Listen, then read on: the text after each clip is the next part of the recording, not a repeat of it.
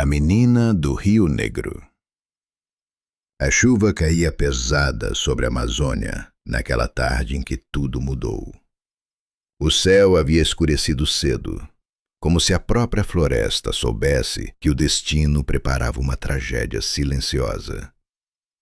O pequeno barco turístico avançava lentamente pelas águas profundas do Rio Negro, enquanto relâmpagos riscavam o horizonte feitos cicatrizes luminosas. Dentro da embarcação estavam Thomas e Eleanor Collins, um casal vindo dos Estados Unidos, encantado pela grandiosidade da floresta. Com eles viajava a filha de apenas 3 anos, Emily, uma menina de cabelos dourados, olhos azuis enormes e um sorriso capaz de iluminar qualquer lugar. Emily usava uma pequena boia amarela em forma de pato. Batia as mãos na água escura do rio e ria cada vez que os respingos atingiam seu rosto. Eleanor observava a filha com ternura, enquanto Thomas fotografava as margens tomadas por árvores gigantescas. Então, o motor falhou. Primeiro um engasgo metálico, depois outro, até morrer completamente. O piloto tentou fazê-lo funcionar novamente, mas o silêncio da embarcação logo foi engolido pelo rugido da tempestade. As águas começaram a empurrar o barco desgovernado em direção às pedras escondidas próximas da margem. O vento soprou mais forte. Uma pororocas colossal atingiu a lateral da embarcação. Tudo virou. Água, gritos, escuridão. Emily desapareceu nas correntezas, ainda presa à pequena boia amarela. A menina chorava desesperadamente enquanto o rio a carregava através da tempestade. Por alguns segundos, ainda ouviu a voz da mãe chamando seu nome. Depois, não ouviu mais nada além da chuva. A correnteza lançou a criança numa parte barrenta da margem horas depois.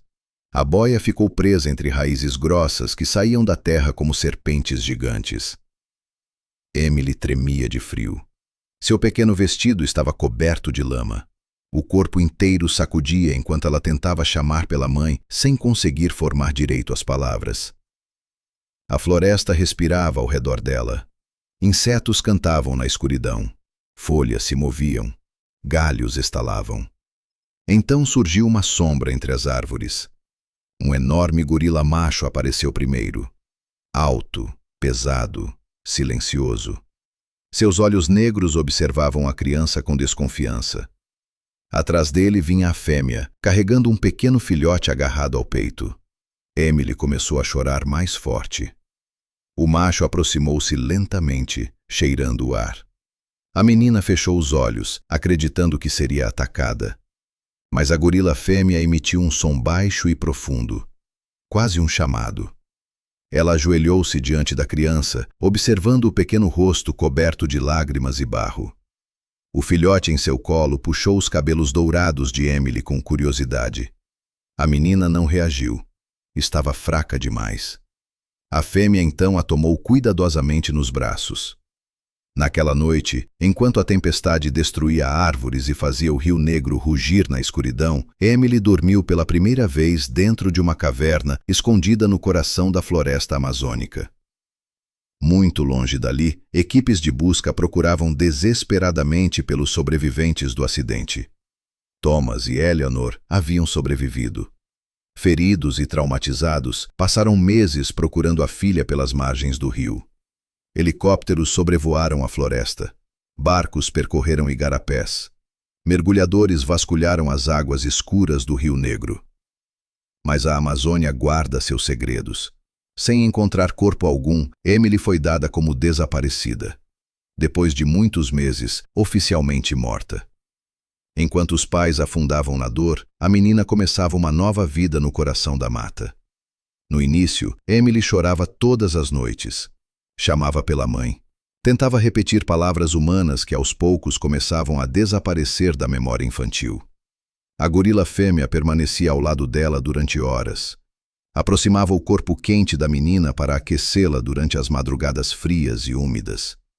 Muitas vezes, o pequeno filhote dormia sobre a barriga de Emily, emitindo sons suaves enquanto agarrava seus cabelos dourados. Com o tempo, a menina passou a imitá-los. Aprendeu a comer frutas arrancadas diretamente das árvores. Aprendeu a beber água acumulada nas folhas largas após as chuvas. Observava atentamente como a gorila escolhia os alimentos seguros e evitava plantas venenosas. Quando Emily tentava pegar algo perigoso, a fêmea segurava delicadamente sua mão e a afastava, como uma mãe faria. Os dias tornaram-se meses. Emily cresceu ao lado do pequeno gorila, como se ambos fossem irmãos nascidos da mesma floresta. Brincavam juntos nas margens dos rios rasos. Rolavam pela lama durante a chuva, escalavam troncos caídos. O filhote puxava Emily pela mão quando queria brincar, e ela ria com sons estranhos, já distantes da linguagem humana. À noite, dormiam abraçados. A gorila fêmea deitava-se ao lado dos dois pequenos corpos, protegendo-os com os braços enormes, enquanto o macho permanecia na entrada da caverna, observando a escuridão da floresta. Emily começou a andar como eles, a mover-se silenciosamente entre as árvores. Aprendeu a reconhecer o cheiro da chuva antes dela cair. Sabia distinguir o som de cobras deslizando sob folhas secas. Conhecia os gritos das aves que anunciavam perigo. Quando onças rondavam a região, o macho emitia sons graves e violentos que faziam a mata inteira silenciar. Emily escondia-se imediatamente junto do pequeno gorila. Com o passar dos anos, já não usava roupas. O corpo bronzeado pelo sol e marcado por pequenos arranhões misturava-se à própria floresta. Os cabelos dourados cresceram longos, selvagens, embaraçados por folhas e galhos. A menina já quase não se lembrava do mundo humano. Seu verdadeiro lar agora era a mata. A gorila fêmea tornou-se tudo para ela: mãe, abrigo, família. Quando Emily adoecia, a gorila permanecia ao lado dela sem dormir, limpando-lhe o rosto e trazendo frutas macias. Quando tinha medo das tempestades noturnas, escondia-se sob os braços da fêmea, enquanto ouvia as batidas lentas e profundas daquele enorme coração animal. O pequeno gorila cresceu junto dela. Os dois tornaram-se inseparáveis. Corriam pela floresta como criaturas pertencentes ao mesmo sangue. E foi assim que a Amazônia criou Emily Collins, não como uma visitante, mas como filha da própria selva. Anos haviam passado desde a morte dos gorilas que haviam protegido Emily durante toda a infância. Ainda assim, a menina permanecia vivendo na floresta, ao lado do jovem gorila que crescera com ela como um irmão inseparável. Agora ele já era grande, forte. Os dois caminhavam juntos pelas margens do Rio Negro, como criaturas pertencentes ao mesmo mundo selvagem.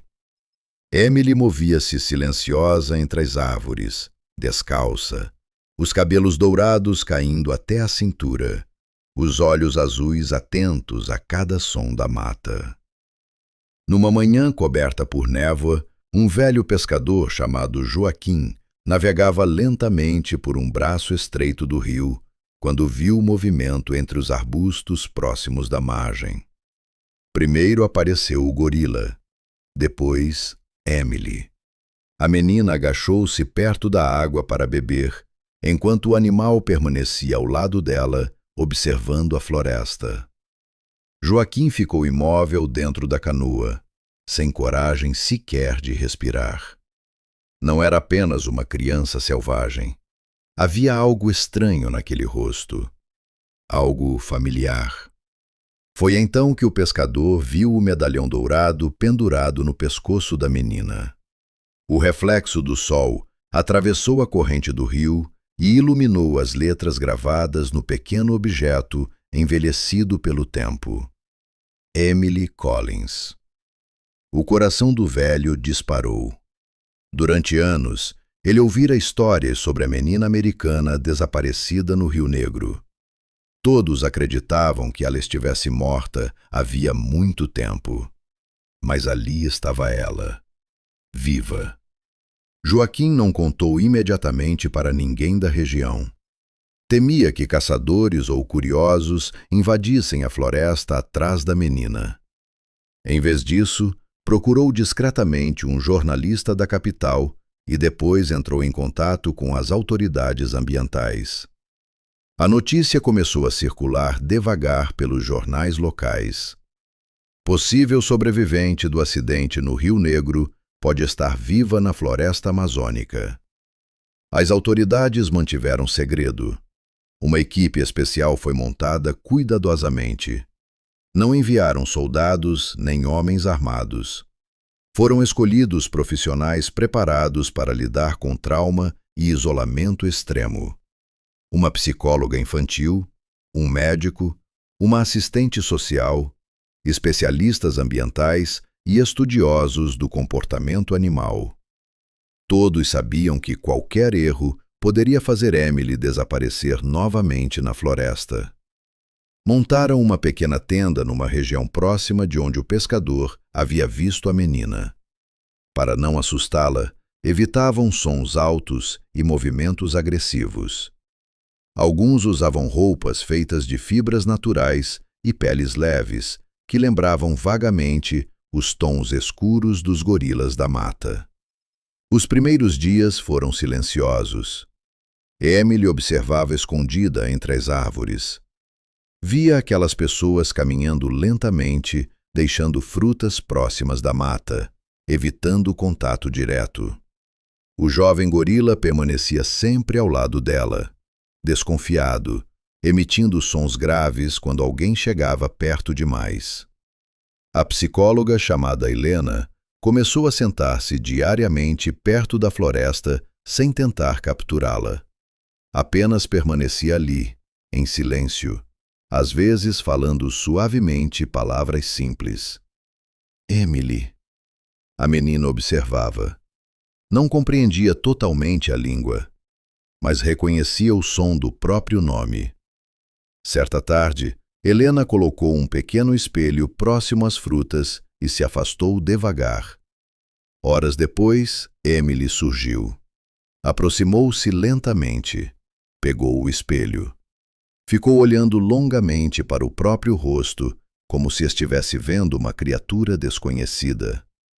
Tocou os cabelos dourados, os olhos azuis, a própria pele. Algo muito antigo parecia despertar dentro dela. Dias se transformaram em semanas. A equipe começou a ganhar lentamente a confiança da menina e do gorila. O médico tratava pequenos ferimentos sem forçá-la. A assistente social levava tecidos leves para protegê-la do frio das noites chuvosas. Helena ensinava palavras simples apontando objetos. Água.